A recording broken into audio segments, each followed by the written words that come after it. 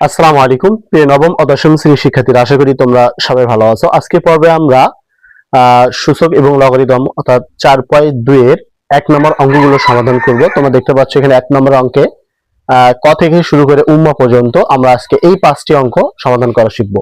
তো এই অঙ্কগুলো সমাধান করার পূর্বে তোমাদেরকে অবশ্যই সূত্রগুলো জানতে হবে, কেননা তোমরা জানো যে নবম এবং দশম শ্রেণীর যতগুলো অঙ্ক রয়েছে সবচেয়ে সহজ এবং মার্ক তোলার অন্যতম হাতিয়ার হচ্ছে লগারিদম এবং সূচক।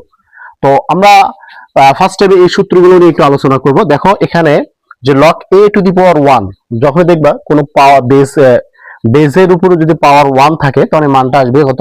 0।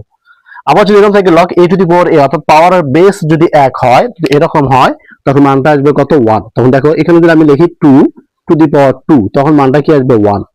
পাওয়ার বেস যখনই সমান হবে তখন মানটা কি আসবে? 1 চলে আসবে। এবার দেখো log a two the power mn যদি গুণন অবস্থায় থাকে তখন পাওয়ার গুলো কি হবে? যোগ হয়ে যাবে। তখন তোমাকে লিখতে হবে log a two the power m plus log a two the power n। Same একই ভাবে যদি বিয়োগ থাকে তখন ভাগ থাকে তখন পাওয়ার গুলো কি করতে হবে? বিয়োগ আকারে লিখতে হবে। তো আশা করি তোমরা এই 4টা সূত্রগুলো অবশ্যই তোমরা খাতায় লিখে নিবা, কারণ আমরা আজকে এই 4টা সূত্র দিয়ে আমরা 4.2 এর সমস্ত অঙ্কগুলো সমাধান করা শিখবো। ঠিক আছে, আজকে আমরা ফার্স্ট টাইমে প্রথম পর্বে আমরা একের অঙ্কগুলো সমাধান করব। তুমি একটু কন্টিনিউ ভিডিওগুলো দেখতে থাকো। বলা আছে দেখো log 3 টু দি পাওয়ার 81, তাহলে এখানে আমাদের এই লগটা হচ্ছে 3 ভিত্তিক লগ। তাহলে এখানে আমার দেখতে হবে যে 3 উপর কত পাওয়ার দিলে 81 হবে। তো এখানে আমরা লিখতে পারি যে log 3, এখন এই 3 উপর কত পাওয়ার দিতে হবে, আর এই 3 উপর যদি আমরা পাওয়ার 4 দেই তাহলে হবে 81। এখন আমাদের কাজ হচ্ছে এই পাওয়ারটা সামনে নিয়ে আসা। বলি এই যে লগের ক্ষেত্রে কি করা, সবসময় পাওয়ার গুলো কি করবা? সামনে নিয়ে আসবা। তাহলে এখানে যদি আমি সামনে পাওয়ার নিয়ে আসি তাহলে এখানে থাকবে log 3 টু দি পাওয়ার 3। দেখো তো আমাদের পাওয়ার আর বেস কি হয়েছে? একই হয়ে গেছে। তাহলে আমরা এখানে লিখতে পারি 4 ইন্টু 1 ইকুয়াল 4। এটি হচ্ছে আমাদের ক নম্বর প্রশ্নের অ্যান্সার। তুমি এখানে সূত্রটা এভাবে লিখতে পারো a two the power a equal 1। ঠিক আছে, এটা তোমরা সাইড নোটে নিতে পারো। তো এটা হচ্ছে আমাদের ক নম্বরের সঠিক অ্যান্সার। এখন আমরা খ নম্বর অঙ্কটি সমাধান করব। তো এখানে দেখো খ নম্বরে কি আছে যে log, এখানে আছে যে log 5 to the power 3 root 5, তাহলে 3 রুট 5। তাহলে এটা আমরা এইভাবে লিখতে পারি যে log, এটা 5 ভিত্তিক log, তাহলে এখানে আমরা এই 5টা নিয়ে নেব ফার্স্ট টাইমে। দ্বিতীয় করে 3 রুট 3 আছে, রুট 3 মানে 1/3। এখন 1/3টা সামনে চলে আসবে, অর্থাৎ 1/3। এখানে থাকবে log 5 টু দি পাওয়ার 5। তো এখানে আবার লিখতে পারি তাহলে 1/3 ইন্টু এখানে আমরা 1 লিখতে পারি, কারণ এখানে আমাদের সূত্রটা কি? আমি আবার লিখি log a two the power a equal to কত? 1। তো এখানে যেহেতু আমাদের log 5 টু দি পাওয়ার 5 মানে পাওয়ার আর বেস একই হচ্ছে, মানটা কি আসছে? 1 চলে আসছে। তাহলে আমাদের অ্যান্সার হচ্ছে 1/3। এখন দেখো আমরা খ নম্বর অঙ্কটি আমাদের শেষ। এখন যদি আমরা গ নম্বর অঙ্কটি সমাধান করি, এখানে তুমি একটু খেয়াল করো। এখানে গ নম্বর অঙ্কে কি বলা আছে? এখানে আছে log 4 টু দি পাওয়ার 2। তো এখন আমরা 2 কে কিভাবে ভাঙাবো? আমাদেরকে 2 কে ভাঙাতে হবে। দেখো এখানে আমরা log লিখবো, ওকে। এখানে রুট আবার 4। তোমরা জানো 4 কে যদি তুমি রুট করো তখন এর মানটা আসবে কত? 2। তো এখানে আমরা এখানে 2, এই 2 কে মানে এটাকে বেসটাকে, অর্থাৎ যে এটা পাওয়ারটা রয়েছে এই পাওয়ারটা ব্যালেন্স ঠিক রাখার জন্য আমরা কি করলাম? 4 এর উপর রুট করে দিলাম। 4 এর উপর কি করলাম? রুট করলাম। তো এখন আমরা লিখতে পারি log, তাহলে আমরা এই 4টা নিতে পারি, রুট মানে হাফ, আমরা এখানে হাফ দিতে পারি। এবার আবার হাফটা আবার সামনে চলে আসবে, তো এখানে আমরা সামনে নিয়ে আসবো। এবার লিখতে পারি log 4 টু দি পাওয়ার 4। তাহলে এখানে আমাদের অ্যান্সার হবে কত? 1। পাওয়ার বেস যদি আসে তার মানটা হবে কত? 1। তাহলে অ্যান্সার হবে আমাদের 1/2। তো এটি হচ্ছে আমাদের গ নম্বর প্রশ্নের সঠিক অ্যান্সার। তো এখন আমরা ঘ নম্বর প্রশ্নটি সমাধান করব। এখানে আমাদের ঘ নম্বর আছে যে log, আমাদের এখানে 2 রুট 5, এটা হচ্ছে বেস হচ্ছে আমাদের 2 রুট 5, অর্থাৎ log 2 রুট 5, আর পাওয়ার হচ্ছে কত? এখানে 400। তো এটাকে আমাকে ভাঙাতে হবে কিভাবে?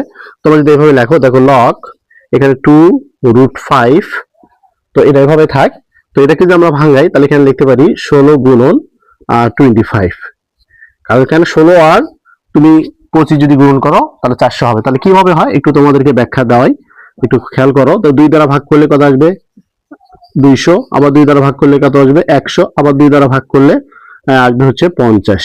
আবার 2 দ্বারা ভাগ করো তাহলে আসবে কত? 25। আর কিন্তু 2 যাবে না, এখন যাবে 5 আর 5, তাহলে 5 5 25।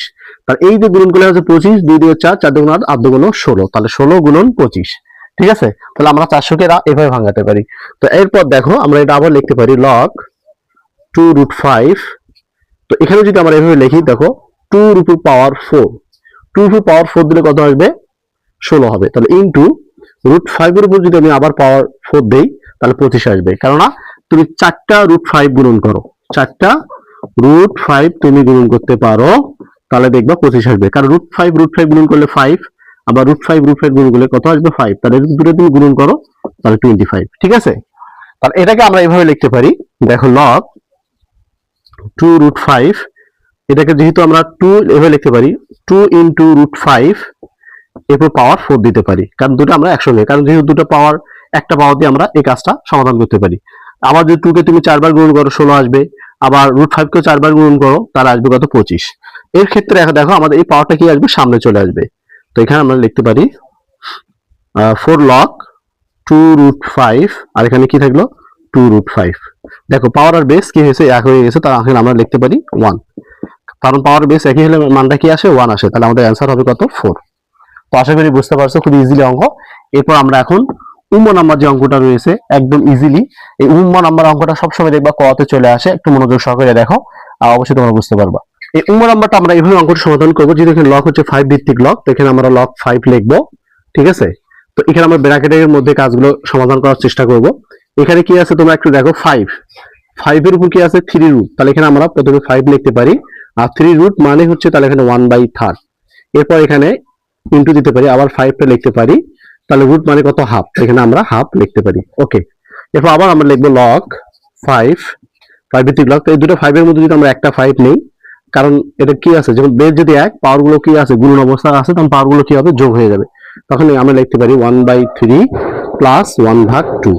তো এখন আমরা এবার লিখতে পারি log 5 আমরা যদি লসাগু নেই, 3 × 6, অর্থাৎ 6 যদি লসাগু হয়, তাহলে এখন যদি আমরা লিখতে পারি ওখানে 2 + 3। ঠিক আছে, 2 + 3 যদি এখানে মানে যোগ করে দাও, তাহলে এখানে 5, অর্থাৎ 5/6 তাহলে সামনে চলে আসবে। তো এখানে আমরা লিখতে পারি 5/6 log 5 দেখো পাওয়ার আর বেস যদি এক হয়, তার মানটা কি আসে? 1। আমরা সূত্রটা আগে শিখেছি যে পাওয়ার আর বেস একই হলে মানটা আসে কত? 1। তাহলে আমাদের অ্যান্সার হবে হচ্ছে 5/6। তো এটি হচ্ছে আমাদের এই উম্ম নাম্বার প্রশ্নের সঠিক অ্যান্সার। তো আশা করি বুঝতে পারছো খুব ইজিলি অঙ্কগুলো। যদি ভিডিওটি দেখে তোমার সামান্যতম উপকার হয়, অবশ্যই চ্যানেলটিকে সাবস্ক্রাইব করে দিতে হবে। আর যারা ফেসবুক পেজে বা আইডিতে দেখতেছো, অবশ্যই শেয়ার করে দাও। আর অবশ্যই তোমাদের কাঙ্ক্ষিত মতামতগুলো অবশ্যই কমেন্টে জানিয়ে দিবা, যে তোমাদের কোন অঙ্কগুলো সমস্যা হচ্ছে, কোন অধ্যায়গুলো, অবশ্যই সেই অঙ্কগুলো, সেই অধ্যায়গুলো অবশ্যই আমরা চেষ্টা করব সমাধান দেওয়ার জন্য। তো আজকে এই পর্যন্ত, সবাই ভালো থাকো, আল্লাহ হাফেজ।